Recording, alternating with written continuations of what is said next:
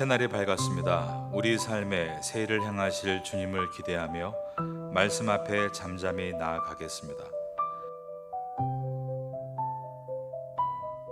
오늘 우리가 함께 읽고 묵상할 말씀은 에스겔서 35장 1절에서 15절입니다.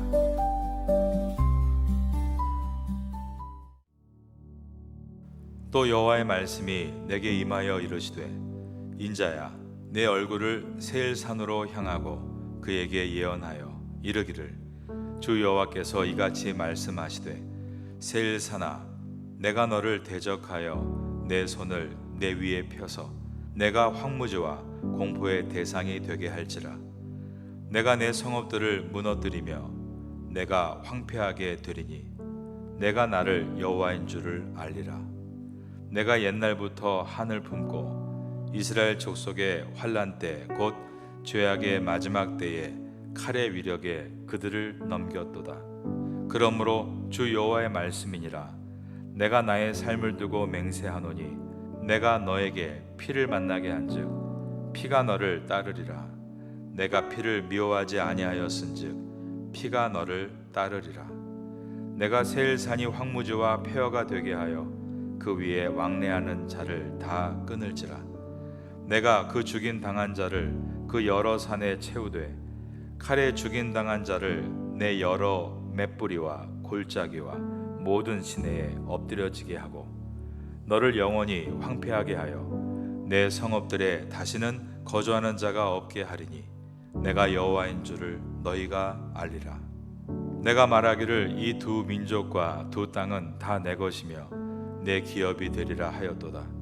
그러나 여호와께서 거기에 계셨느니라. 그러므로 주 여호와의 말씀이니라. 내가 나의 삶을 두고 맹세하노니 내가 그들을 미워하여 노하며 질투한 대로 내가 내게 행하여 너를 심판할 때에 그들이 나를 알게 하리라.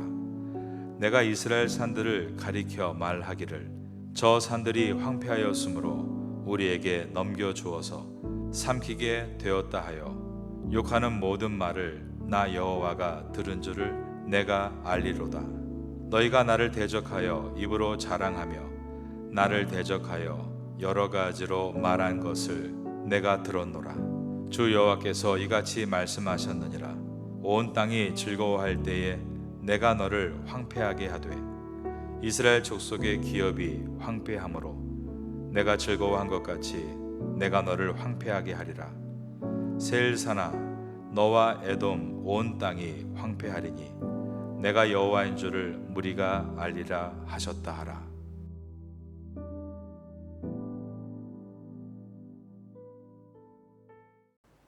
오늘 본문인 에스겔서 35장의 배경은 이스라엘이 망해서 주변 국가들이 이스라엘을 비웃고 있는 때입니다. 그들은 비웃기를 봐라 너희 하나님이 어디 있느냐 그러한 비난과 비웃음 속에서 있을 때였습니다. 우리는 가끔 이런 질문을 던지게 됩니다. 하나님은 어디 계십니까? 정말 이해할 수 없을 때, 억울할 때, 분통할 때, 그리고 원통할 때 하나님을 따르는 나는 일이 잘 되지 않고 있는데 하나님을 모르는 저들은 일이 잘 되고 있는 것 같이 보일 때 이러한 질문을 던지게 됩니다. 하나님, 이게 어떻게 된 일입니까? 하나님 과연 이 세상을 통치하고 계십니까? 오늘 이 본문에서 이스라엘은 망하고 주변에 악한 나라들이 흥하고 있을 때 이스라엘 백성들은 이러한 질문을 던졌을 것입니다. 하나님은 이스라엘 백성들에게 이미 망하고 괴로워하는 그들에게 다시 말씀으로 임해 주셨습니다. 에스겔서 35장 1절입니다.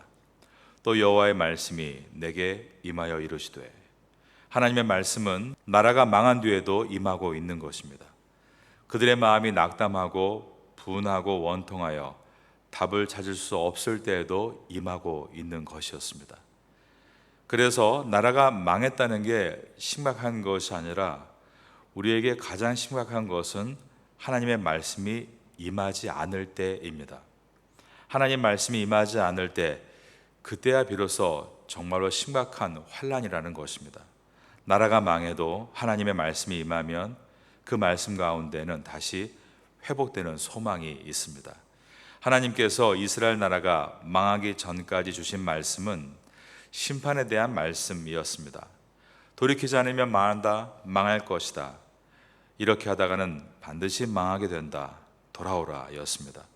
그런데 망하고 난 다음부터 주신 말씀은 회복에 대한 예언의 말씀입니다.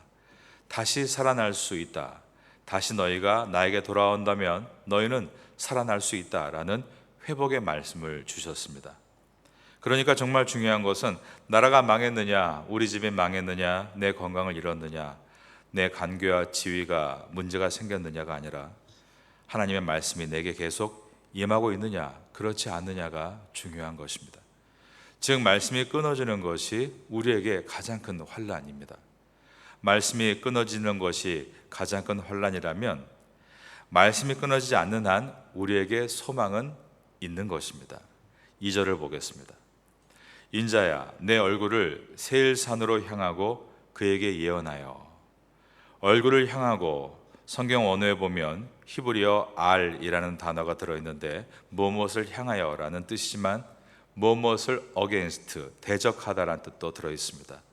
여기에서는 무엇을 대적하다라는 말로서 우리가 성경에서 가끔 그들을 쳐서 예언하되라는 단어를 만날 때 이렇게 번역되는 이유가 바로 이 R이란 히브리어 단어 때문입니다. 그들을 쳐서 예언한다. 그러니까 2절에서 인자야 내 얼굴을 세일산으로 향하고 그에게 예언하라라는 말씀은 그저 고상하게 이야기하라라는 것이 아니라 세일산을 향해 대적하여 쳐서 예언하라라는 말씀입니다. 이것은 하나님께서 세일산을 아주 심각하게 심판하실 것이다 라는 말씀입니다. 세일산은 에돔 지역입니다. 에돔 지역은 야곱의 형인 에서가 살던 곳입니다. 에서의 특징은 몸에 털이 많지 않았습니까? 그래서 세일이라는 말, 세이르, 털이 많다라는 뜻입니다. 털이 많았던 에서, 그 에서가 살았던 산이 세일산, 털이 많은 산이고 그 지역에 에서의 후손 에돔 나라가 형성됐습니다. 하나님께서 왜 이 에돔 지역을 심판하신다고 오늘 말씀하십니까? 에돔을 심판하시는 것과 이스라엘의 회복과 무슨 상관이 있는 것입니까? 에돔은 이스라엘과 형제국이라고 말할 수 있습니다. 쌍둥이였던 에서와 야곱이기 때문에 정말로 가까운 사이가 에돔과 이스라엘 나라였습니다. 그런데 이 에서의 후손 에돔과 야곱의 후손 이스라엘은 역사적으로 굉장히 많은 갈등을 갖고 있었고 늘 긴장 관계에 있었습니다. 쌍둥이인 관계에서 서로가 장자임을 주장했기 때문에 에서가 형이고 장자의 권한은 분명히 에서에게 있었지만 에서가 장자권을 파축한 그릇에 팔았기 때문에 그 장자의 권한은 동생 야곱에게 넘어간 상태였습니다.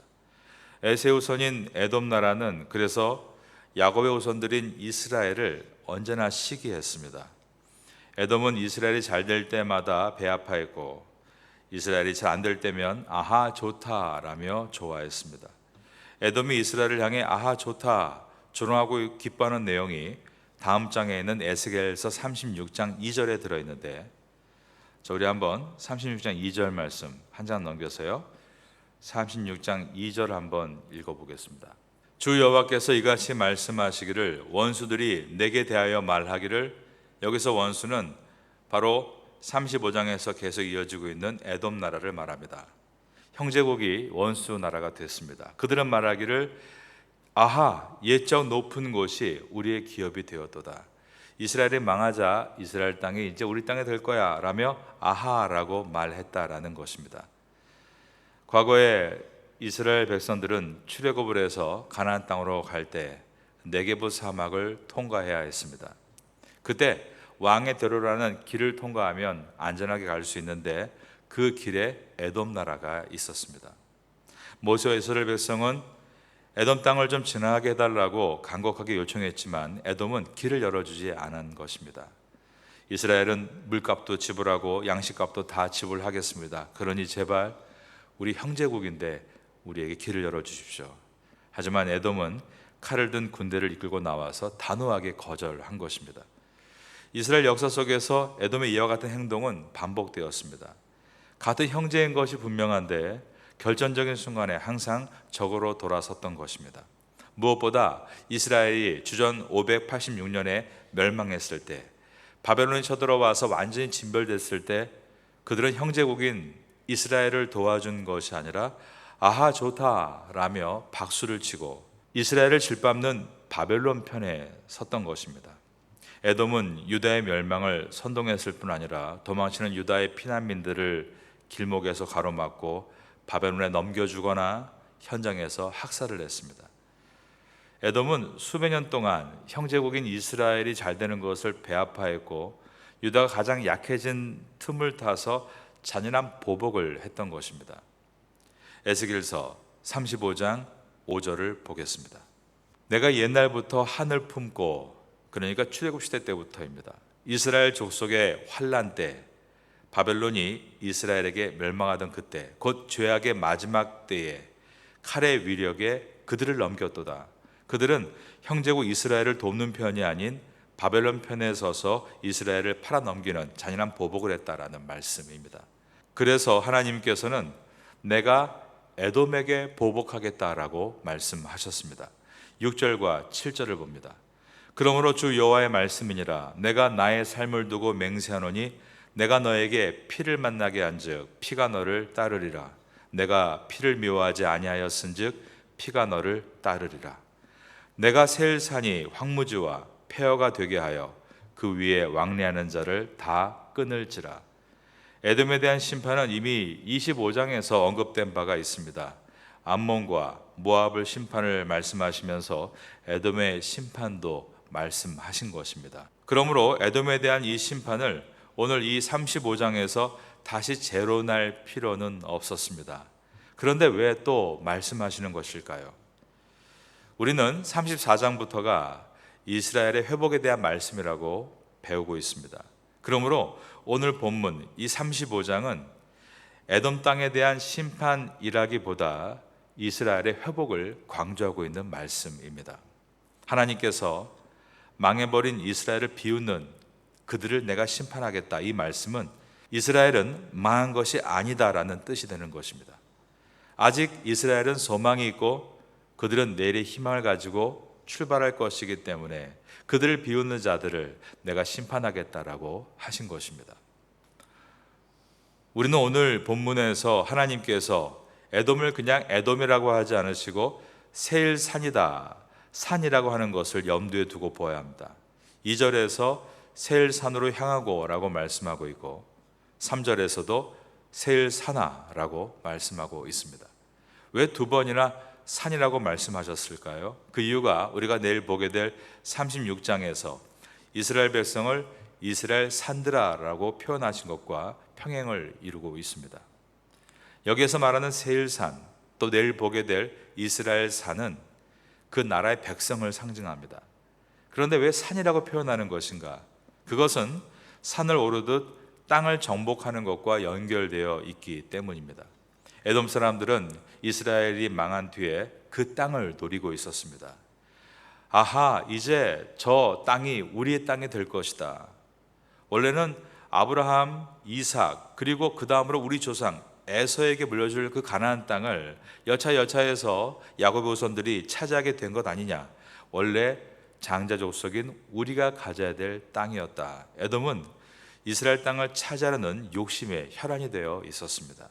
하나님은 에돔이 이스라엘을 대적하는 것이 곧 나를 대적하는 것이라고 말씀하십니다. 아래로 내려가서 35장 13절을 보겠습니다. 너희가 나를 대적하여 입으로 자랑하며 나를 대적하여 여러 가지로 말한 것을 내가 들어노라. 에돔이 하나님을 대적한 적은 없습니다. 에돔이 하나님의 백성 이스라엘을 대적했습니다. 그런데 하나님은 에돔이 이스라엘을 대적한 것을 곧 내가 나를 대적한 것이다 라고 말씀하시는 것입니다. 에돔이 이스라엘에 대해서 안 좋게 말한 것조차 하나님은 내가 나를 향해서 안 좋은 말을 하는 것이다 라고 하셨습니다. 13절을 보시면 너희가 나를 대적하여 입으로 자랑하며 나를 대적하여 여러 가지로 말한 것을 내가 들어노라. 하나님은 지금 철저하게 이스라엘 편이 되어 계신 것입니다. 마치 하나님은 이스라엘의 부모님 같이 보입니다. 너 우리 애 때렸어? 너 우리 애 못살게 굴었어? 내가 도대체 뭔데 우리 애를 이렇게 어렵게 만들어? 그러면서 마치 그 부모가 화가 난 것처럼 이스라엘의 부모가 되어 지금 이 에돔을 공격하고 계신 것입니다. 우린 여기서 처음에 에서와 야곱을 떠올릴 수밖에 없습니다. 둘이 쌍둥이 아니었습니까? 에서가 하나님의 민족이 될 수 있는 장자의 권한을 가진 사람이었습니다. 그러나 그것을 얼마나 하찮게 여겼는지 팥죽 한 그릇에 장자권을 팔았습니다. 그는 그때 이렇게 말합니다. 내가 이렇게 배고파 죽게 되었는데 장자의 권한이 무슨 소용인가? 그는 자기의 배고픔과 그것 때문에 죽게 되었기 때문에 장자의 권한이 더 귀하지 않다라고 말하지만 아마 그때 팥죽이 아닌 그 어떤 것을 내밀었어도 그는 그것을 장자의 권한과 바꿨을 것입니다. 그렇게 그는 하나님의 영적인 축복을 하찮게 여겼다는 것입니다. 반면에 야곱은 하나님의 장자의 권한을 얻기 위해서 처음엔 얼마나 철이 없었던지 아버지 앞에 축복을 받기 위해 에서인 것처럼 털을 붙이고 흉내를 내면서 아버지를 속이려다가 그만 들통이 나고 집에서 쫓겨나고 말았습니다. 하지만 우리가 봐야 될 것은 그는 그토록 하나님의 영적인 축복을 사모했다라는 것입니다. 에서와 야곱은 처음에 같은 어머니 배에서 나온 쌍둥이로 출발했지만 그들의 길은 서로 완전히 갈라져서 에서의 후손은 세일산에 그리고 야곱의 후손은 이스라엘 산에 서 있었습니다. 야곱은 철이 없었을 때 부모님을 속이고 좌충우돌했지만 그는 하나님의 자녀로서 시간이 지나면 지날수록 성장했고 훗날 야복 강가에서는 이스라엘이라는 이름을 얻기도 했습니다.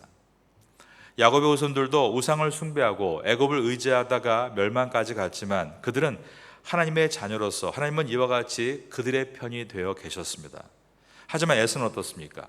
에서의 후손들 신앙의 축복을 팥죽 한 그릇만도 못하게 여겼고 그의 후손들 역시 하나님을 경외하는 신앙에는 전혀 관심이 없이 그 땅에만 관심을 갖고 살아갔습니다. 그 결과 에돔은 하나님의 회복의 대상이 아니라 하나님께서 심판하시는 심판의 대상이 되었다는 것입니다. 하나님께서 말씀합니다. 나 너희들 모른다. 나는 이스라엘의 부모다. 너희들 왜 우리 아들 괴롭히냐? 이와 같은 모습들은 우리가 하나님 앞에서 신앙을 소유하고 나가는 것이 얼마나 중요한가를 깨닫게 해주는 가르침입니다. 오늘 본문의 마지막 절인 에스겔서 35장 15절을 보겠습니다. 이스라엘 족속의 기업이 황폐함으로 내가 즐거워한 것 같이 내가 너를 황폐하게 하리라. 세일사나 너와 에돔 온 땅이 황폐하리니 내가 여호와인 줄을 무리가 알리라 하셨다 하라. 세일산이 더 좋고 흥왕하고 그래서 가나안 땅까지 흡수하려고 하는 그때 하나님은 분명히 말씀합니다. 나는 이스라엘의 하나님이고 에돔 너희는 나의 심판의 대상이다. 여러분, 우리가 이 땅을 살면서 세상에서 실패할 수 있습니다. 망할 수도 있습니다. 그리고 우리보다 믿지 않는 사람들이 더 잘 되는 것을 보면서 당황스러울 수 있습니다. 내가 계속 이 길을 걸어야 되는가? 믿음의 길을 파수해야 되는가? 정직하게 바르게 하는 것이 맞는 것인가? 그러나 오늘 이 본문은 분명히 말씀합니다. 우리가 하나님의 자녀라는 것이 중요하다는 것입니다. 하나님은 우리와 함께 하시고 우리의 희망으로 다시 우리를 이끌 것이기 때문이다. 이것이 오늘의 말씀입니다. 하나님께서 우리의 부모님이 되셔서 우리가 하나님 아버지라고 부르죠. 그 하나님이 우리를 인도하실 때 우리는 결코 실패가 아니라 다시 일어설 수 있다라고 말씀하고 있는 것입니다. 우리는 이미 가장 큰 복을 받은 사람들입니다. 그것은 하나님의 자녀가 된 복입니다. 왜냐하면 하나님의 자녀는 망할 수 없는 것입니다. 어려움이 있죠. 그러나 그것은 연단이죠.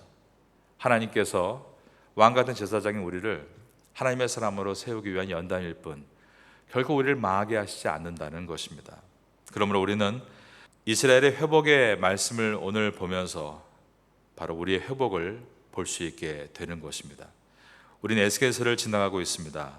우리가 가장 기뻐해야 될, 감사해야 될 조건을 오늘 만났습니다. 그것은 같은 몸에서 태어났지만 나 너 모른다 하는 에돔이 아닌 우리는 하나님의 자녀가 되어 너 왜 내 자녀 건드리냐 하는 하나님의 손안에 있는 귀한 사람들이라는 사실입니다. 이것이 얼마나 큰 감격이고 감사한지는 우리가 말씀 앞에 있을 때 기도 가운데서 경험할 수 있는 일들입니다. 오늘도 이 새벽 가운데 기도하시는 가운데 내가 하나님의 자녀다, 이 은혜의 감격에 다시 한번 용기를 얻으시고, 하나님 오늘도 제가 어디를 가든 하나님과 함께 동행하는 하루가 되게 하소서 기도하시고, 오늘도 주 앞에 힘차게 나가는 우리 모두가 될 수 있기를 예수님의 이름으로 축원합니다.